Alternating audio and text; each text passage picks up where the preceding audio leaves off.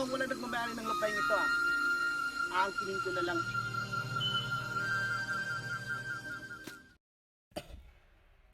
Paalam, mahal ko. Paalam.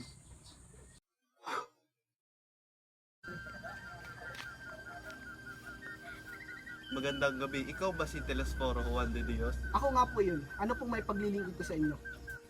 Pasensya na iho, ngunit ang lupang ninyong tinatapakan ngayon ay pagmamayari namin.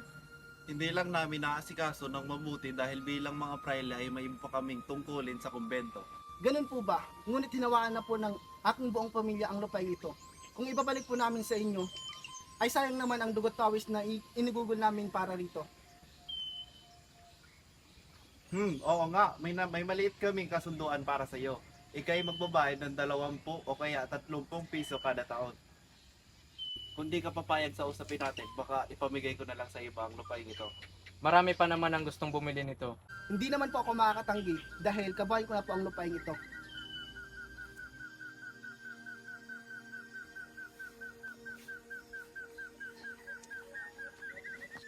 Sa wakas itang, maabot ko na rin ang mga pangarap ko. Sana nga lang ay kapiling ko pa ang aking asawa at ang aking panganay upang matungharin nila ang bunga ng aking pagsisikap. Pabayaan mo na anak, nandito naman kami ni Thanos sa kanihuli para suportahan ka. Siya nga pala, kamusta nga ni? Maganda ba? Nako, may dumating na mga pilot kanina rito. Akala ko nga huhuli nila ako eh. Ngunit iba pala ang pakay. Sabi nila, pagmamayari daw sila ng lupain ito. Pero nagpano ka na nababayaran ko na lamang ng 20 hanggat 30 piso ang lupain ito kada taon. Sayang nga eh, imbis na pambayad na lang at pagdagdag na lang sa pag-aaral nila Tano at ni Huli, doon pa napunta ang pera. Hayaan mo na anak, maganda nang nagpatalo ka. Mas mahirap nang makipagtalo ka sa mga praile. Isipin mo na lang, nahulog ka sa isang tubig at nilamon ka ng buhaya, o kaya ay natalo ka sa isang sugad. Marami pa akong dapat problemahin bukod dito. Tama yon.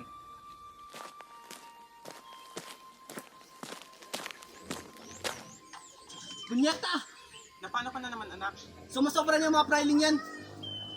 Dinagdagan naman ng 2 piso ang bayad ko sa paupa nila. Isipin mo na lang na lumaki yung mga buhaya. E paano naman po yung pag-aaral ko sa Maynila? Yun naman po yung pangarap ko eh. Uminawan ka iha, balang araw ay makakapagsuot ka rin ng magagarang damit at makakapag-aral tulad ng mga kababaihan sa Maynila. Tay, ang dami na nga ni natin noong nakaraang linggo, no? Oo nga anak eh. Siguro sapat na yun sa pag-aaral ko at sa pag-aaral na ni Holly sa Maynila. Oo na kaso naisip sa tatasilo mo. Sandali! Sino ka? Utos na ng gobyerno.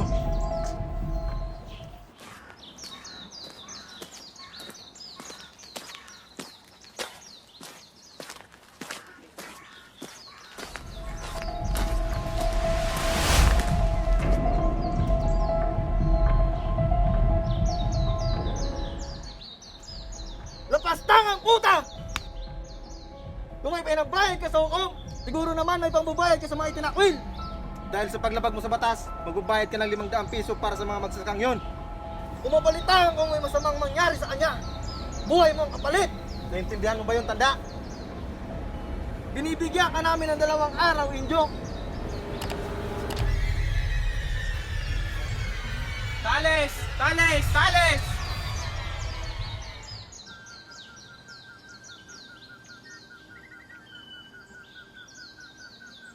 Magandang hapon po. Ito lang naman ang naitutulong ko sa iyo. Papautangin kita pero may isang kondisyon. Kailangan mong maging alalay ko sa aking tahanan. Senyora, ano po ba yung mga gagawin ko? Kailangan mong magsulsi, magdasal palagi at samahan ako sa aking mga misa. Senyora, maraming salamat po. Oh, bakit iha? Ingkong, Napano ka? Bakit? Ingkong, hindi ko po kaya na mawala kayo sa tabi ko. Iha, kapag ikay lumisan na, wala na akong makakasama sa pagpunta ko sa bayan. Siguro ay maninirahan na lamang ako sa gubat. Ingkong, kumain na po ba kayo? Oo, kumain na ako. Aayusin ko lang po yung gamit ko sa itaas. At sa araw po ng bukas, pagsapit ng bukang liwayway, lilisan na po ako. Iha, magtiwala ka lamang sa Diyos. Balang araw, babalik ang iyong ama. Tutubusin ang paninilbihan mo, mapapanalo natin ang usapan. Basta iha, magtiwala ka lamang sa Diyos ha. Mahal ka ng Diyos, kaya kaya kaya natin ito. Opo, Inko. Babalik rin ang iyong ama, kaya natin ito. Sige po, mauuna na po ako. O sige.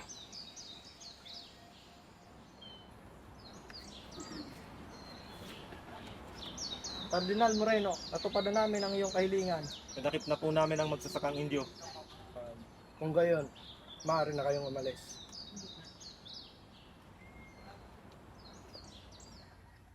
Unti-unti na rin natutupad ang mga plano ko.